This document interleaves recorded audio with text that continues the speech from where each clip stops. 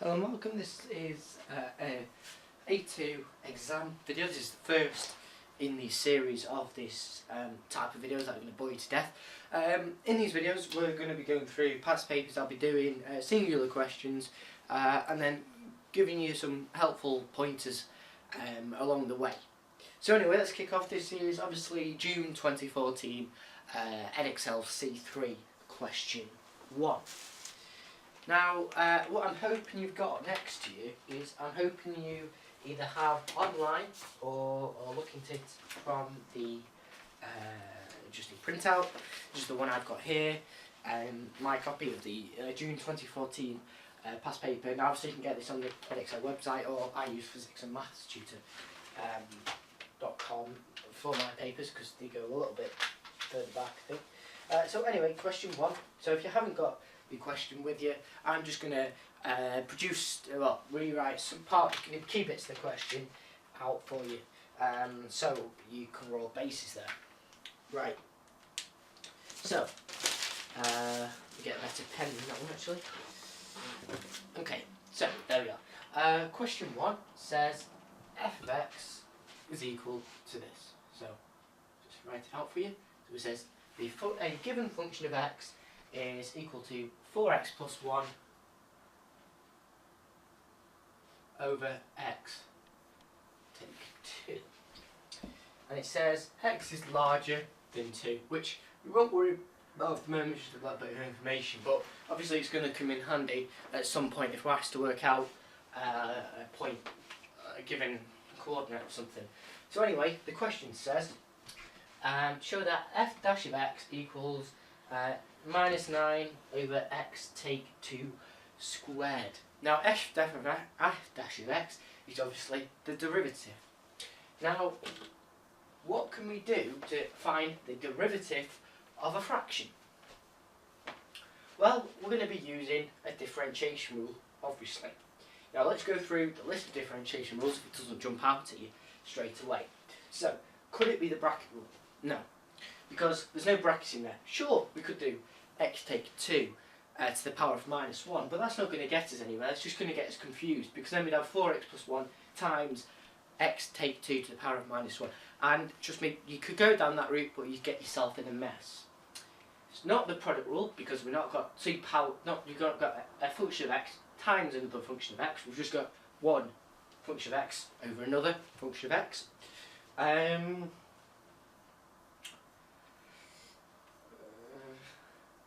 Can't do the chain rule because it's a fraction. So the only one left, the only one that we could use left is the quotient rule. Now the quotient rule states, those of you that don't know that, if y equals u over v, which is the fraction, u being 4x plus 1, v being x over 2, then dy dx equals, now this is key, you get it this way round on top.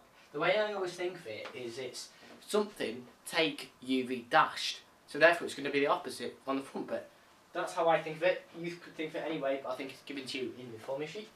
It might not be. Anyway, so I just remember it. I remember most of the formulas just because then I have to rely on them being in the formula book. So I know, so you have to keep flipping back. So anyway, the second bit is take away uv dashed. So it's going to be v u dashed take uv dash. So v u dashed, and I put that in square brackets, take u v dashed over v squared. Now, in order to complete this equation, what I always do, and what I can recommend you do, is write down what the list of u and v and u dashed and v dashed are. Now if we use this, because it's in this format, y equals u over v, u is going to be the numerator, v is obviously the denominator. So u is equal to the numerator, which in this case is 4x plus 1. Now what I like to do is split it up, so you have u, u dashed, v, v dashed, so you can always compare them. So therefore v is equal to x take 2. U dashed is equal, v dashed is also equal to something.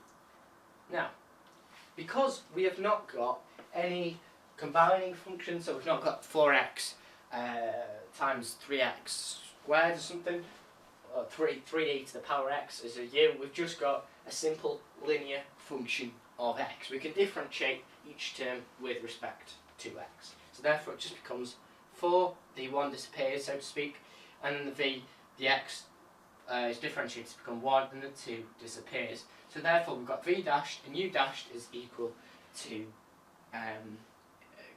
constants. So therefore we've got our 4 bits of information that we need to know. So this is 1a, by the way. We put it into this formula. So if I write the formula down below and insert our values that we've worked out, it's key to write what the values are, by the way, just so if you make a mess up, the examiner knows you have tried to, you've thought about it, and also you're less likely to make the mistake.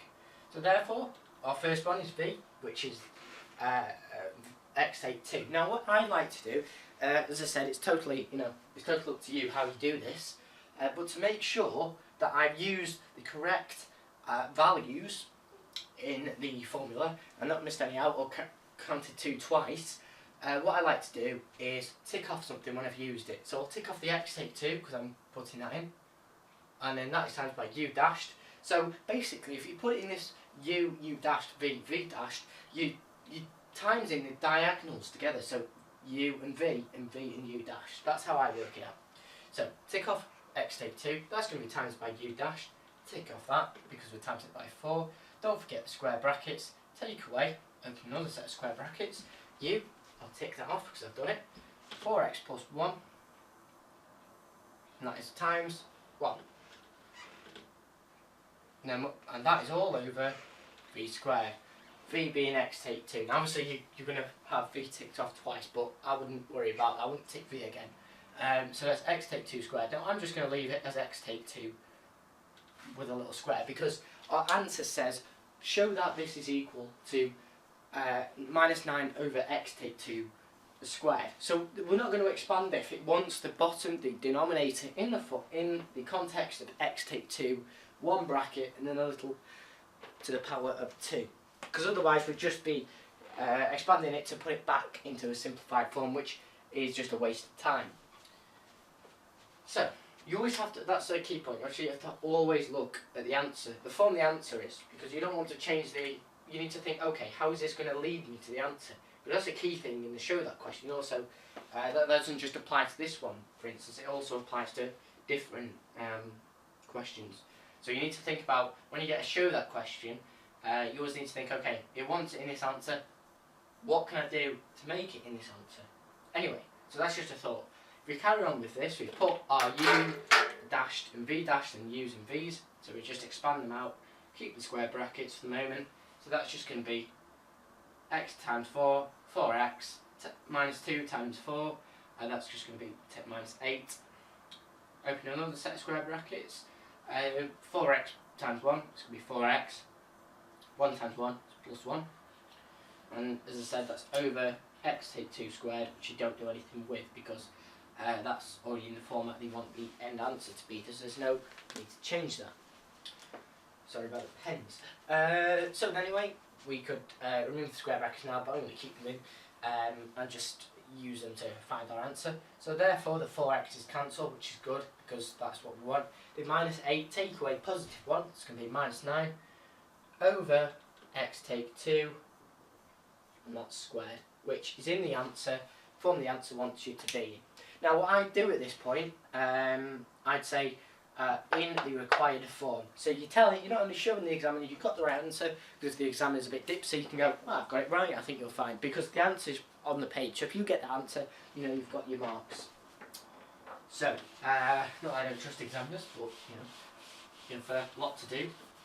Some brownie points there, sure. So, you can give me a few more marks in the exam, I'd appreciate that. Anyway, so it says, given that P is a point on C such that f dash of x equals minus 1, find the coordinates of P. Now this is the opposite to what you'd normally get. You'd normally say, okay, the point P31, for example, find the gradient, but it's asking you to work backwards, and we're told f dash of x equals 1, so the gradient equals 1, so put minus 1 back into that formula, so that's minus 1 equals 9 over x take 2 squared.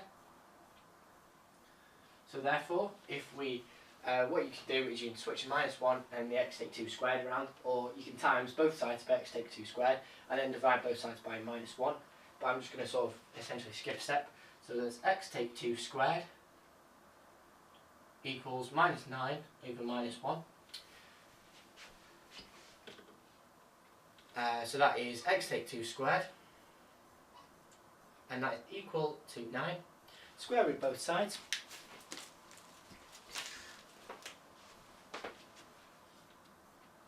So that's x take 2 equals plus or minus 9. However, you have to relate it to the little bit at the start of the question.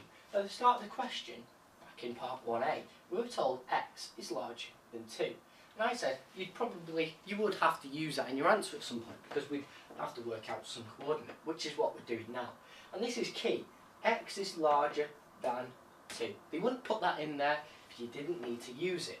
Now the only thing they would put in there that you don't really need to worry about for core maths is x is a real number. But if they put anything like x is larger than 2, or x is larger than 0, or less than 0, or whatever it may be, you always have to use that bit of information.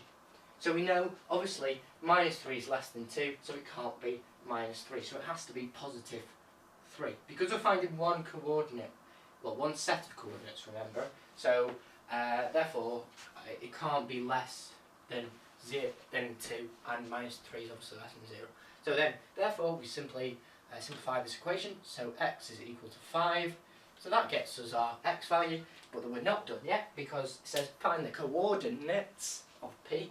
That's an x and a y, so therefore we've got an x value, so that's the value of x, and we just simply sub it into our original value, or original equation of f of x to get our y value, because y is equal to the function of x, f of x being the function of x, so therefore f of x is equal to 4 x plus 1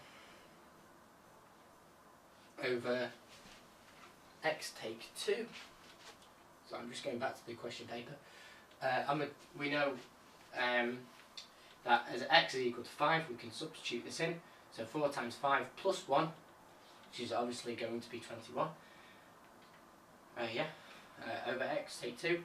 X being 5, 5 take 2 is 3. So therefore it's 21 over 3, which if I do it in my head, I think it's 9. Oh no, it isn't. Oh my god, that's so bad. Sorry. I can't believe I almost said that was 9. It's a little bit different. It's different doing it in the front. I believe it's 21 over 3. Oh, it is 9. Oh, I've done that right.